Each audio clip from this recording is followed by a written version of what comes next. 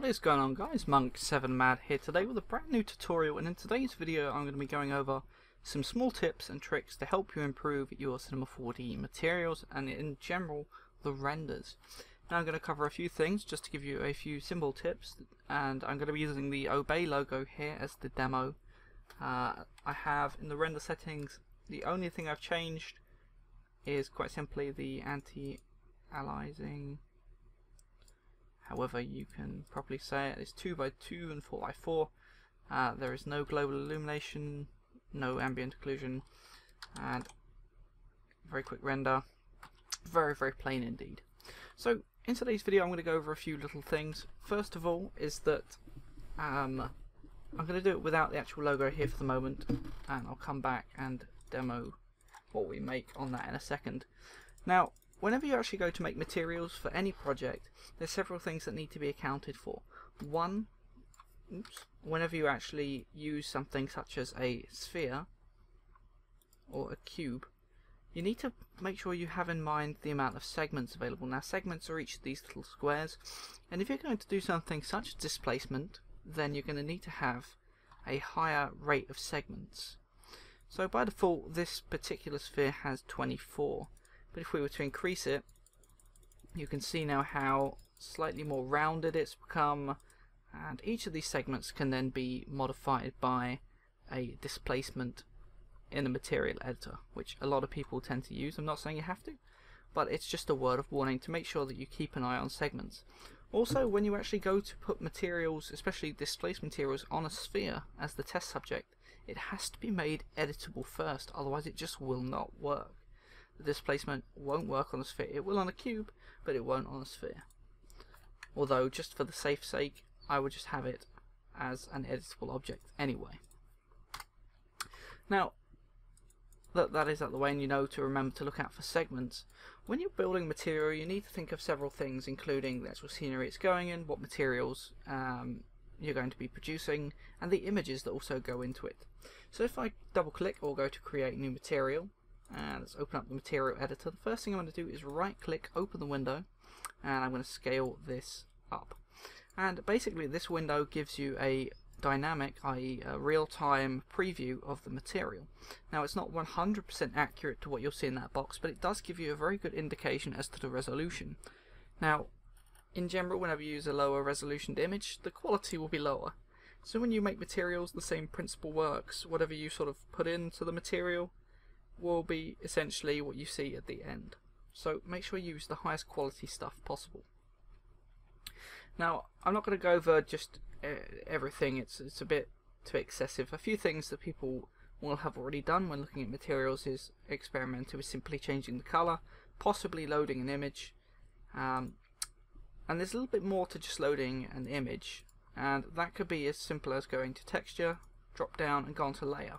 Now if you open up the layer, the color has changed and the box is black, but if you actually click on the layer tab here, you can add more than one image, and this is really effective. It basically turns into an editable section where you can grab multiple images. It can be any ones I'm just demonstrating here, so you can see a bacteria one.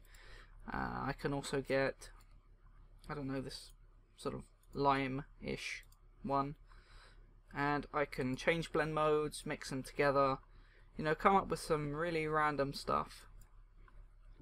And if I turn off the specular, you can see this is the bizarreness of the shape that's been formed. You can move them around, you can, it's in essence, if you've ever used Photoshop, it's in essence like a semi-subsection of that almost. You can also add in things like hue and saturation to tone everything up in one color. You know, you can basically have it however you like. It's just really nice to know that you can do this as opposed to having to go out of the program somewhere else to modify something. Now that we've done that, there are two options here, diffusion and luminance. Now, luminance works by providing additional light to the object, so if you tick that, it basically gives it increased light. You can modify this in the same way, so you can give it slightly brighter lime green, turn it down, it blends in with the image.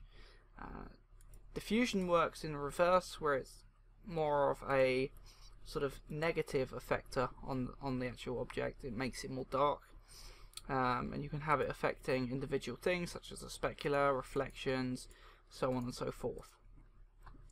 Again, you can tone it down, so on. Then we have transparency. Transparency is what you can use to make things transparent, i.e. More see-through. This is a good way to create glass, and to do that you would modify a refraction to 1.33. That's the rate at which glass refracts, although I've seen 1.66 work quite nicely as well. And then you could just simply turn this down, and it varies how see-through the actual material you're producing is. You can see ever so slightly, you can see through to the greyish section at the back there. And you can also make it so that certain sections of this are transparent, not all of it, just certain parts. Reflection is quite distinct in that it simply reflects objects from around inside your studio or just in the scene that you're producing, and in doing so you can see the default one is sort of like a park, and you can make a lot of things get reflected, but you can do reflections in many sorts of ways, or lighting in different sorts of ways. Generally, most people go to Fresnel to provide a realistic light on top of your actual object, and then I generally would suggest multiplying it.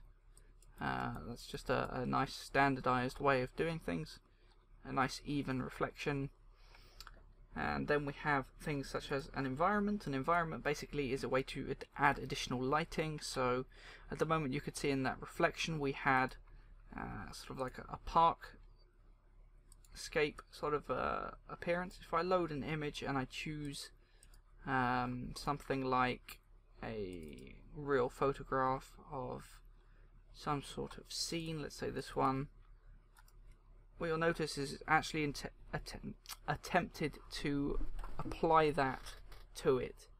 Now, being that it is a sort of box texture, it will look like it's wrapping round without a soft edge, but certain images, HDRI images for example, would be great, and it just provides a really nice extra coat of lighting.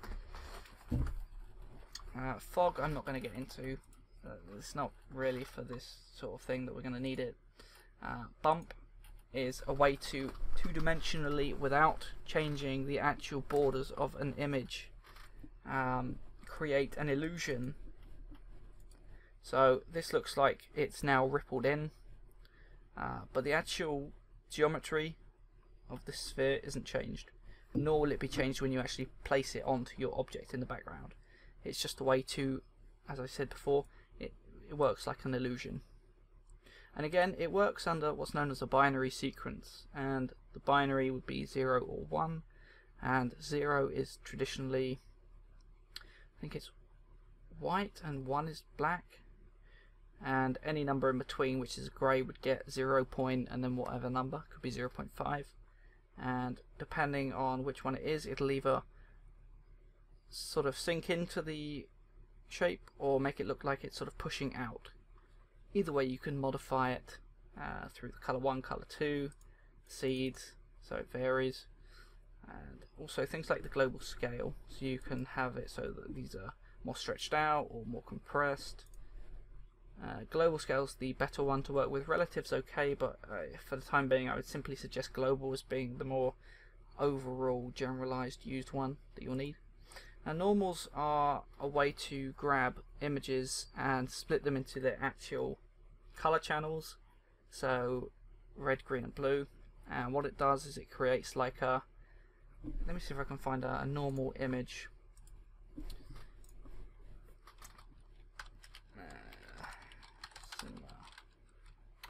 Capital or the normals. Let's have a look. Here we go. This here is the normals map, and you can see here it grabs the channels and produces a shape to give it a more defined, more promising 3D look as opposed to a 2D generic appearance. But I'll put the link to that in the description if you want to check that out. I'm not going to bother with that for now, but that's just what it does. Alpha is actually a nice little tool. In essence, you can define a certain area to be invisible or visible. So with this leaf as an example, you can see the leaf shape here is in the lighter color, and it's the one that's visible, and whatever isn't visible. So you can have this as whatever you like. Again, you can have specific things like hands, or you know, whatever you like really. It's great if you want to do things like graffiti in a city scene. You can really fine-tune it quite nicely using things like alpha layers. It works similarly to the transparency, but only on specific things that you define. Let me just reopen that window. Okie dokie. Then we have Specular. Now Specular is a way of the scenery light hitting the object or the material and providing a type in essence. So it could be plastic, metal, wood, and depending on how the light hits it, people's perception of the material and the program's perception of the material will change. So you can see when I change it from metal to plastic, it's going to go lighter, because plastic traditionally is a lighter sort of material to a metal. Metal is generally associated with grunge and darkness, more cold, and that's what the program tries to do. It tries to replicate a darker light, how light on the metal would reflect, or certain types of metal, should I say, not all types. But of course you can also fine-tune how much light hits the scene, how intense it is, so on and so forth. And you can also modify the actual colour of the specular. So by default it's generally white, but let's say you wanted a semi-light green or a yellow to sort of hit the sphere, then you could specifically define that. I'm not going to bother, but you could do. Then we have glow, which is pretty basic in that it makes an object glow, like a light bulb almost, if you want to look at it in some respect. And then displacement, which is a very popular material tool within Cinema 4D to create a very different shape. So at the moment you can see we have the Obey logo, and if I just chuck this material onto what we have so far, if I find it, let's just cover all of these. Oops. Just change the projection on all of these to cubic, and also the way that you project materials will change how they look. So if I change the length to 50 on the U and V axis just to make it smaller to the actual shape, when I render it, you can see it's giving this very, well, shiny-ish, bizarre, but the actual edges, borderlines of the shape aren't changing. They remain the same throughout. Now, a displacement will actually modify the boundaries of the shape. If I turn the specular off for a minute, so if we go on displacement, we can actually load in a type, so you can use the built-in noise or anything like that. Noise generally is quite a good one to work with, because being in the program it has previously been set up. The noise again only works with black and white colours, as does any sort of displacement really. It'll attempt to convert it to black and white if you had a colour image, but you have more control over it like this. Again, just like with a bump, you can modify it, except this time the actual bump will change the actual shape edges. And this is where the sub-polygons come into play, or the polygons that I mentioned earlier, subdivisions. In essence, when you go onto the displacement, you can actually define how accurate or how neat you want the actual effect to be. This is more accurate, more specific, takes more time, looks at each of the segments within a shape to produce a higher quality result. It will increase your render time, so be warned about that. So if we go onto the texture, since we've already got noise, let's just change it a little bit, see how it changes there. So you can see with slight changes here, and it's just again the change there that makes all the difference. Some obviously are more extreme than others, but you don't have to take it as just that. Don't forget, you can still modify these things. So let's make that say 500. Although it's the same thing, the way it's projected now on this material is entirely different. So if I was going to have that, let's just leave that like that. Then let's just perhaps lift up the height of the displacement. And let's bring the strength down to about 35. So it's only just actually going to be affecting the shape. And since we modified it, the material that's already on the object is going to stay the same, but just update the profile. And now you can start to see in certain areas, especially on the atom array, that it has modified the actual border. And if I was to then just experiment by either upping both the strength or the height, the more intense this effect would be. So this is starting to look a little bit like a balloon. So if I change, say, the height to, let's just go something extravagant, let's say 50, then without having changed the strength at all, you can see how the actual displacement has sort of pulled itself, saying, well, I'm allowed to go up to 50 centimeters in this project, and it will attempt to vary bits within. Of course, you need to be careful as well, because you don't want to overdo it, especially when adding to certain images. But this can be used very, very novelly. So if we had, say, the height down around about, let's say, 8 centimeters for the time being. Of course, the height and the strength will vary based on both the scale of your model in the scene and what the actual object you're putting on the scene, or what material you're putting on which part of the scene. So if we had that, if I left the strength at 65, just re-render it again, you can see very, very subtle edge tweaks. Maybe not so much on the atom array, but in general. And you can use this to quite some effect. If I open up an example of a different piece I did. So with the saw background here, which is now visible in my portfolio, you can see how I've used the displacement. Well, I've used a very light displacement amount, like very light, or almost barely visible, to be honest. Just ever so lightly, to create sort of a ripple effect on this water. And the rockery is intended to be more sort of pokey, so to speak.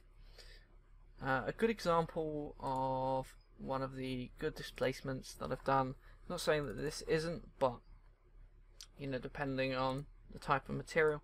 This is one of the materials from my latest material packs available on my store. And if I just chuck that on the scene, this is quite an intense sort of version. So when we render this, the way that the actual displacement map is scaled alongside bump map and the, I think it's, no, it was just those two. The way that it's been set up is to make things slightly more, well, it makes things very accurate to the actual segments that are getting modified, which in essence means higher quality.